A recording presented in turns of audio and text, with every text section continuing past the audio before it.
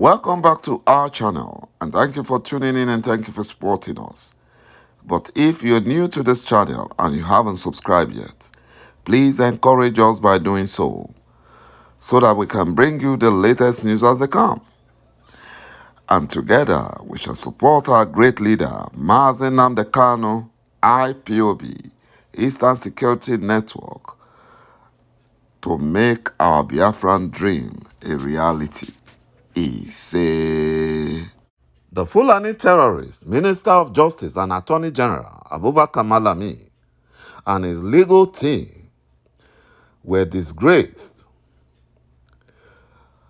and they were unable to provide a warrant of extradition or arrest of Mazi Nnamdi Kanu in Kenya. And the Bar Association has decided they might be debarred and their licenses withdrawn from them. And this is causing a panic among the Fulani Janjaweed. My brothers and my sisters, you can see the quack quota system and the worst Minister of Justice and Attorney General of the Federation in the history of Nigeria. According to reports, a federal high court sitting in Umuahia, Abia State, has adjourned the case of Mazi Nnamdi Kanu to October 27 for judgment. The court, presided over by Justice Evelyn Anyadike on Tuesday, reserved the ruling till October 27, 2022 on Mazi Nnamdi Kanu's 8-point application over the Fulani Nigerian government's attack on his country home and extraordinary rendition from Kenya. Mazi Nnamdi Kanu is challenging the Fulani jihadist Nigerian government over his extraordinary rendition and arrests and kidnap from Kenya to Nigeria in June 2021, over 14 months now. In addition to other demands, Mazi Nnamdi Kanu legal team is asking the Fulani Nigerian government for 25 billion naira in damages. You know they are still owing us. They were supposed to pay Mazi Nnamdi Kanu 1 billion naira. They are still owing Mazi Nnamdi Kanu. They are still owing us. But they must release him unconditionally. You know, the special counsel to Mazi Nnamdi Kanu and IPOB, Barrister Aloy Ejimakor, brought the United Nations request for his client's unconditional release to the Federal High Court sitting in Umuahia. Attention, during the Tuesday court session, he brought it to the attention. And the Justice, Evelyn Anyadike, was not happy. You know, despite all the threats and intimidation from the Fulani Nigerian government, the court proceeding still went ahead. It went ahead. They sent the criminal DSS after the justice and all the court personnel, but they refused to be intimidated. You know, until the respondents provide a warrant of extradition or arrest, Mazi Nnamdi Kanu's arrest remains highly illegal and unconstitutional, according to Barrister Aloy Ejimakor. And that is true. Legal practitioners around the nation and outside Nigeria faulted the September 2017 Nigerian military invasion of Kano's home, saying if Mazi Nnamdi Kanu and his family and community were not harassed and scores killed in 2017 by the Fulani-controlled, compromised Nigerian military, nobody would be here hearing any case. Nobody. Last year, the Fulani terrorist, Attorney General of the Federation and Minister of Justice, Abubakar Malami, a Fulani terrorist, a quota system lawyer, announced that Mazi Nnamdi Kanu was intercepted through the collaborative efforts of Nigerian intelligence and security services and consequently extradited to Nigeria. It was a very big lie and scam. Mazi Nnamdi Kanu has been in criminal DSS custody in a solitary confinement since his kidnap and extradition, and is currently on trial for a treasonable felony just because he asked for Biafran referendum. That was his offense, asking for Biafran referendum. That was his offense. Whereas Fulani terrorists are busy committing atrocities, and mayhem all over Nigeria, none of them is facing any trial.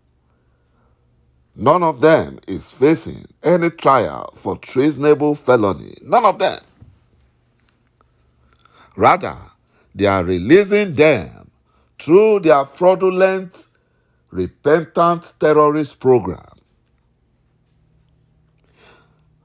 Peter Obi, the presidential flag bearer of Labour Party, said that IPOB was neither a terrorist organization nor its members terrorists, and has faulted the Fulani Nigerian government's proscription of IPOB as terrorist organization. The Anambra State-born businessman and former governor of the state maintained that IPOB members did not constitute a threat to Nigeria and its people. They committed no offense, or they are not committing any offense. They are peaceful. Peter Obi said the only thing he disagrees with is naming IPOB terrorists. They are not terrorists. Peter Obi said that those who took the decision may have information that he does not have. And the only information they are banking on is just because they hate Biafrans, just because they want to continue to enslave Biafra. But someone stood up against them. Mazi Nnamdi Kanu stood up against them. IPOB stood up against them. And they considered that as a huge crime. Peter Obi said he stays in Onitsha and he can tell that IPOB are people he passes on the road every day. He said he meets and lives with them. In fact, he said he usually sees people gathering, and he has never had the sense of threat or molestation from them, even when they gather. Unlike Hopeless Uzodinjo, who is, painting IPOB black because Fulani Janjaweed made him a governor. They made him a governor. manufacturing votes from left, right, and center. And they made him a governor. So he's ready to betray the whole of Biafrans just to please his Fulani masters. You know, the Fulani Nigerian government refused to tag Fulani Meyeti Allah as terrorist group, despite the mass murder they commit daily. They commit mass murdering daily. They kill people daily. They kidnap people daily. You know, in 2017, shortly after the Southeast Governors Forum, led by Ebonyi State Governor Dave Umeyi, was pressured by Buhari impostor to ban the activities of IPOB, the Federal High Court in Abuja proscribed IPOB as terrorist organization.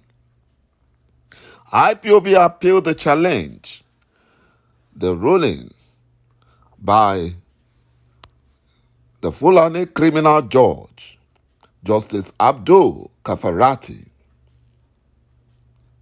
But Justice Kafarati had on September 20, 2017, made the order to proscribe IPOB and designate it as a terrorist group upon an expected application by the Attorney General of the Federation and Minister of Justice Abubakar Malami, justifying the issuance of the proscription order in chambers following expected application was in accordance with the provision of the hurriedly put in place Terrorism Prevention Act. They have never used this against the Fulani terrorists. Who are the real terrorists? My brothers and my sisters. However, Peter Obi in the interview backed the claim that members of IPOB are not terrorists. Several Igbo leaders didn't share the terrorist tag on IPOB by the Fulani Nigerian government. Meanwhile, the compromised Nigerian security agencies have killed several Igbo youths and hundreds disappeared without trace since 2017 under the pretext that IPOB was an unlawful organization. Thank you, my brothers and my sisters, for watching this video, and bye-bye for now.